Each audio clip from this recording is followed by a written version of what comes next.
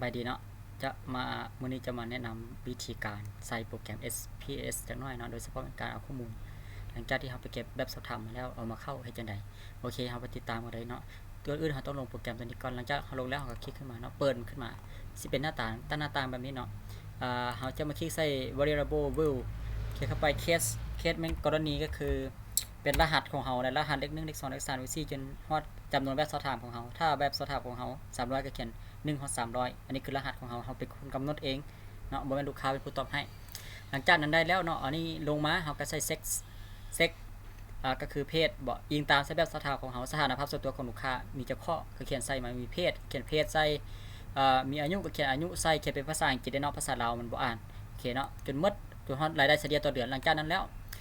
สำหรับผู้ใดเฮ็ดพฤติกรรมนำถ้าว่าเฮ็ดพฤติกรรมนำเนาะเราก็เขียนใส่ประเภทอาหารเขียนใส่เป็นภาษาอังกฤษเนาะประเภทอาหารต่อมาก็มา3คน4คนก็เว้าไปเนาะเขียนใส่หมดหลังจากนั้นใส่คิว1ตัวหันคิวสุดท้ายเนาะก็คือสมมุติว่าตาราง 7P ของเฮานะ 7P เนาะความเพิ่มพอใจของลูกค้านั่นอยู่ตารางถ้าว่ามีฮอตจากคำถามเฮาก็เขียนคิว1ตัวหันคิวสุดท้ายสมมุติว่ามี40คำถามก็คิว1หาคิว40แต่มันบ่ได้เนาะปกติต้องต่ำสุดแต่มัน45ข้อโอเคหลังจากนั้นแล้วเฮาก็เขียนอันนี้ตัวนี้ต้องกำหนดเป็น0เสมอเนาะเพราะว่าหลังเซต0ก็ถ้าเฮาบ่กำหนดตัวนี้เป็น0ตัวนี้เฮาจะแปลงลงได้1เป็น1เป็น4ซึ่งบ่ได้เพราะว่ามันสูงเกินไปเนาะโอเคเนาะบัดนี้สำหรับวิธีง่ายๆบัดนี้ผู้ใดบ่อยากพิมพ์ใส่ทีละตัวเอาไปซอกมาเนาะไปขอไฟล์หมู่แต่ปีกายนี่มาก็ได้ปีก้อนก็ได้ไฟล์พอได้เนาะนี่เฮาก็มาก๊อปเอาเลยรถนี่ของเจ้านี่สไลด์ไม่คือกันเด้ออันนี้นะเฮาก๊อปเอาสำหรับผู้ที่มีแต่ความเฮ็ดแต่ความพึงพอใจก็เอาแต่เครื่องเดียวแต่เครื่องนี้เนาะเฮาก็มาเอาแต่ว่าเบิ่งนี่แน่นอนแบบสอบถามของเฮาของบางคนบางเทื่ออายุขึ้นก่อนก็มีแต่ว่าโดยปกติกับเพศก็สิคล้ายๆคือกันเฮาก็ต้องแปลงให้เข้ากับของเฮาได้เนาะสมมุติว่าระดับการศึกษานี่อยู่ลุ่มพี่ใช่นะอยู่เลข5พี่ใช่นะเขาก็ต้องเอาระดับการศึกษามาไว้นี่แล้วก็เอาอันสเตตัสนี่ไปไว้ถึงคือกันเปลี่ยนกันได้แล้วคนเปลี่ยนไปอยู่ก๊อปเขาก็ต้องก๊อปเป็นดังนั้นเขาก็ก๊อปปี้เลยปีเนาะคอนโทรลซีหรือว่าคลิกขวาก๊อปปี้โอเคเนาะคลิกใส่ไปก็พาสพอพาสบ่ได้เคลียร์ก่อนมาจากห้องเขาต้อง select เอาก่อน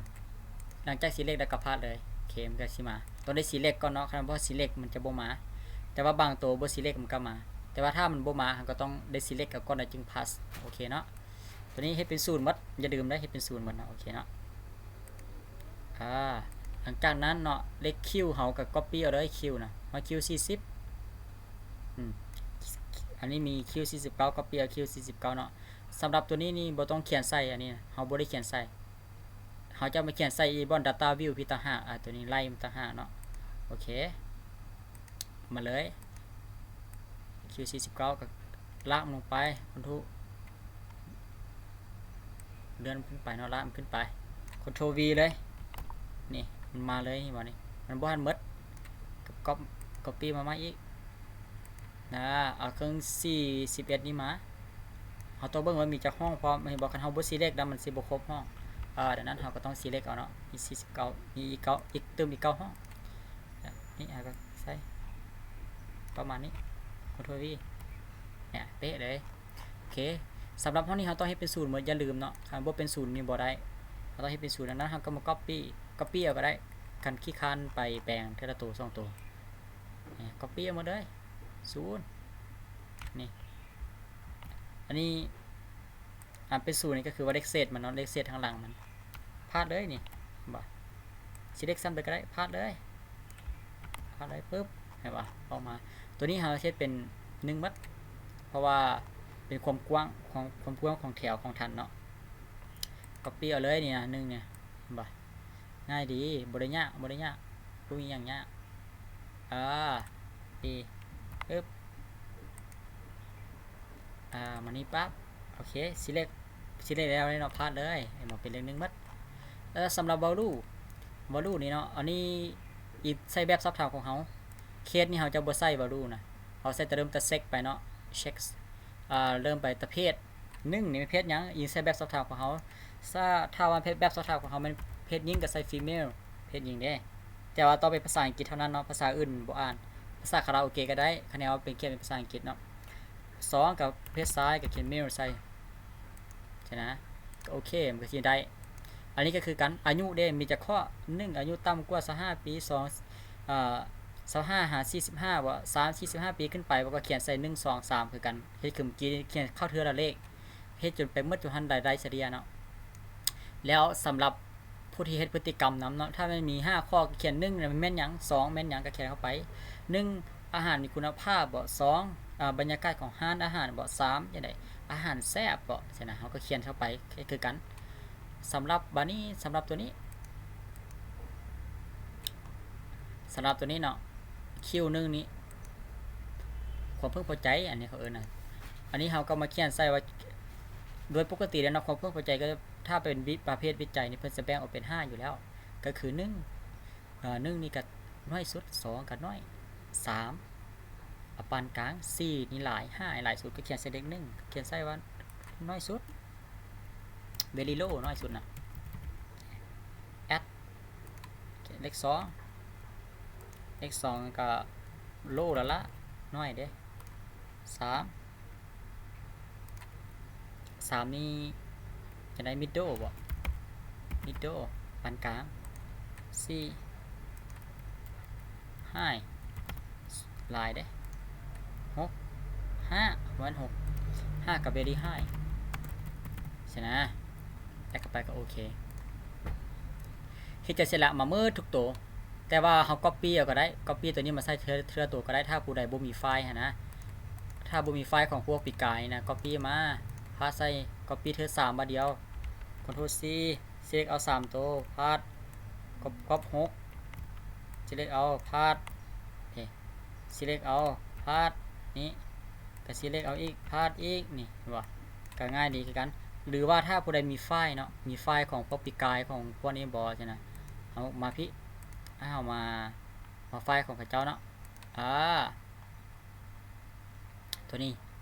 นี่ก๊อปตัวใดก็ได้นี่คือการมัดอีกเครื่องนี้ไปนี่ก๊อปเอาเลยเอาเนาะ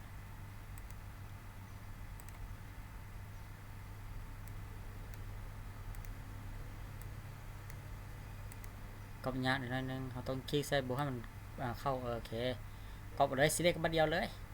ตัวนี้เนาะCtrl Cแล้วก็มาเข้าของเฮานี่ของเฮาอันนี้ว่าCtrl V เลยจบสำหรับคอลัมน์เนาะความลัมน์นี่คือว่าความกว้างของแถวของฐานนี่นะความกว้างของฐานอันนี้เฮาสิก๊อปปี้ของข้าเจ้าก็ได้เนาะคอลัมน์ของข้าเจ้าสลายมัน2กับ4ถ้าว่าเป็นพวกสถานภาพส่วนตัวเช่นสิเป็น4เพราะว่ามันจึงสิหมดตรงอักษรนี้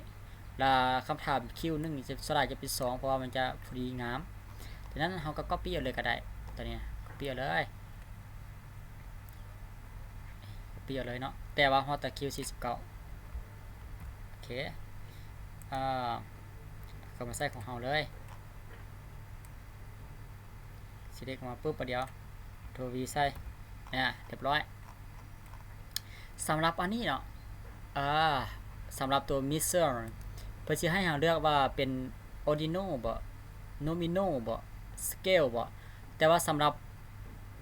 ตัวนี้เนาะ2-3แถวตัวนี้นะบ่ใส่ก็ได้บ่เป็นหยังบ่ใส่ก็ได้เดี๋ยวมันแล่นเองมันบ่แล่นก็ย่ามันแต่ว่าเฮาสิใส่ก็ได้ถ้าผู้อยากใส่ก็ใส่ถ้าว่าผู้ใดบ่อยากใส่มันก็คือเก่าแต่ว่าอยากใส่ก็ได้บ่อยากใส่ก็ได้เนาะนี่โดยส่วนตัวโอเคสำหรับตัวนี้เราต้องได้ใส่เป็นสเกลหมดสเกลหมดเนาะอันนี้ก็ copy ได้คือกัน copy เอาเลยนี่ copy เอานี่ copy เอานี่ก็ได้พาดนี่ครับพาดนี่ select เอาพาดบนนับห้องก็ได้ตัวนี้นะคลิก select ดักพาดเลยเด้อพาดไปเรื่อยๆจนหมดโอเคถือว่าแล้วได้นี่ตัวนี้โอเคเนาะ